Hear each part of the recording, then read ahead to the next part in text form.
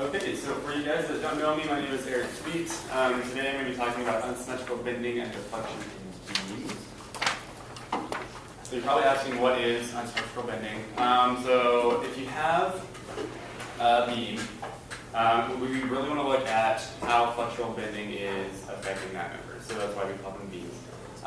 What is going to make that beam act unsymmetrically?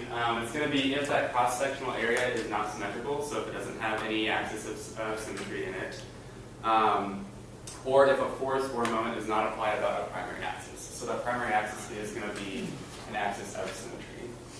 Over here you can see in this diagram, this is a beam, and you can see it's being loaded about two axes. Whenever we have unsymmetrical bending, it's going to affect our calculations for a few different things. I'm going to talk about those in my presentation. So that actually is normal bending stress, not just the normal stress. The moment of inertia is not going to change, but we're going to look at it a little bit differently whenever we look at the orientation of the neutral axis, and then also the overall total deflection of the beam as well. Then for unsymmetrical deflection, just like I said, it's going to be the new total deflection that's occurring in the beam. So whenever it's loaded, it's also going to deflect laterally instead of just down in the vertical direction. So in this picture, I think this is a finite model image of a Z-beam. The grayed out area, it's covering part of it, but that would be the original beam. And if this is loaded vertically, it's actually going to deflect to the left a little bit. So that is kind of just a visual representation of how unsymmetrical bending is going to affect beams.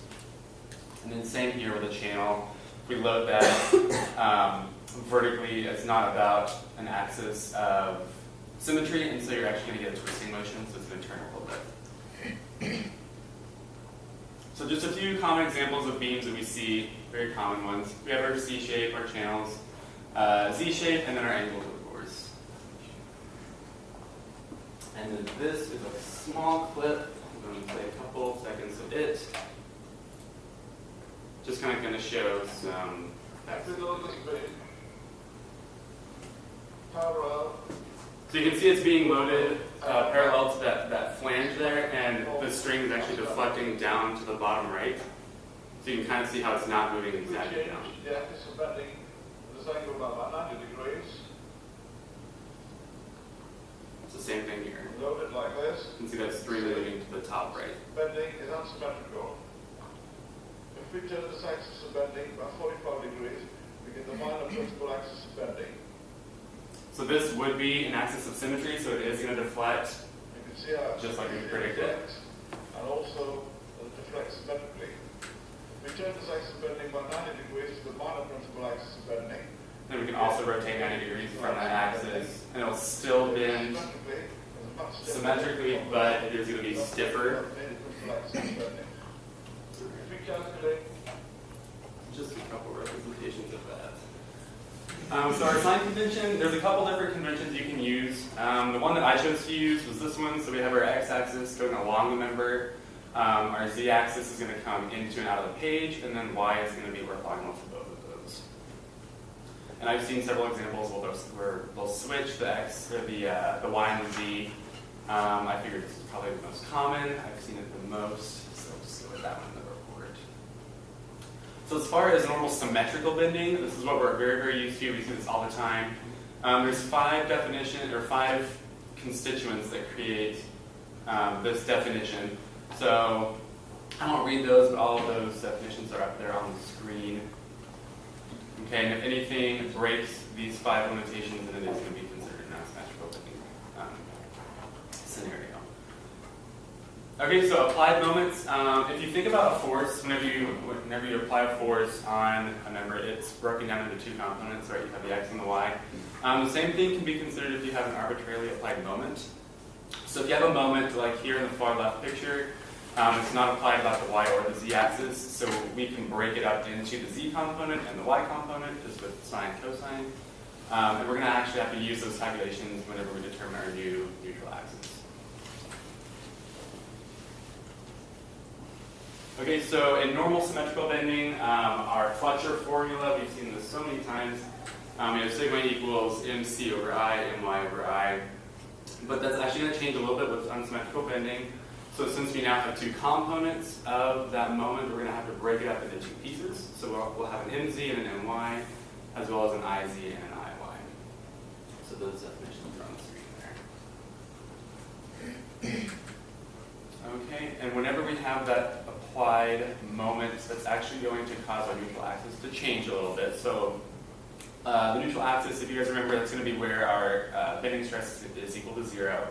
If we have, like in this example, we have a beam with a normal cross-sectional area, but again, that moment is not applied about an axis of symmetry. So we break it up into its my components and its mz components here, and that's actually going to cause the neutral axis to shift 45 degrees along the diagonal of the member.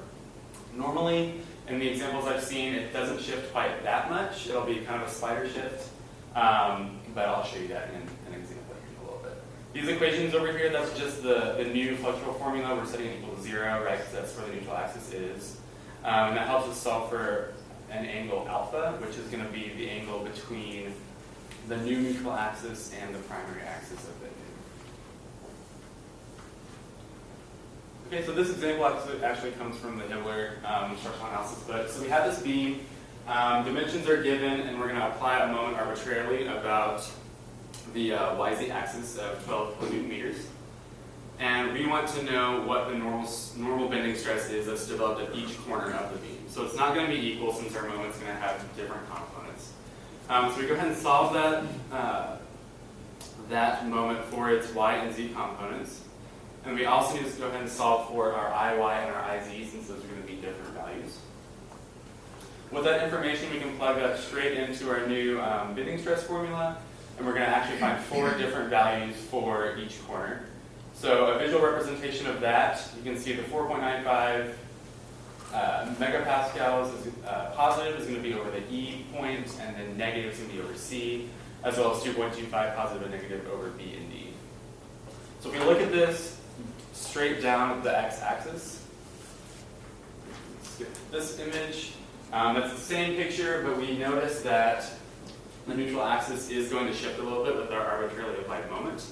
And so to run that calculation, we have to go ahead and calculate alpha, which is going to be a change in that neutral axis. Here, alpha is negative 79.4, so you can see the axis tilted maybe 10.6 degrees over to the right. 10.6 degrees clockwise.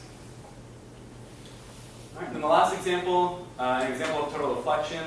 So for this beam, it's an angle, and it's being loaded with a distributed load on top, and a point load down at the very end of big Q, and then that distributed load is little q. So it wants us to find the total deflection. It says and the slope. I'm going to skip the slope part. It's the same principle for the beam itself. So we're given some properties. We're given that IY and IZ are those numbers, and we're also given the product of inertia, which is a completely different topic. I'm not going to go into that very much. But those are listed there. The relationship between these deflections, Q is going to cause a deflection, which we're going to call V, and then we're going to call that W, and the big Q is going to cause a deflection, little v, and then the relationship between those is going to be that tangent, here it's lambda, tangent alpha value. So once we find both of those components, we can actually just take the vector sums of those to find the total deflection in the beam. So if we look at those two forces individually, we're going to have our small distributed load. And if you'll look here, we're going to just use this equation, which just comes from the back cover of your textbook, just like any other deflection formula. Specific for a distributed load, we actually find that that's going to be equal to negative 18.75 times 10 to the negative 9th as our units. And then we're also going to go and find the lateral portion of that deflection with this tangent relationship, and that's going to go to 16.54 times 10 to the negative 9th. This math right up here, this is a little bit tricky to understand, but we're using the relationship between the moments of inertia and the product of inertia to find the tangent relationship of the neutral axis with the primary axis. So we do that for our small q, and then we want to go ahead and look at that for our big Q as well. So same process, we're going to find a different alpha relationship, right? It's going to be a different angle. Find the lateral and the vertical components of that deflection. And then we're just going to go ahead and add all of those together to get the total deflection in the vertical and then the total direction in the horizontal. So our deflection is going to have, it's going to be at a diagonal with a lateral component. Are there any questions?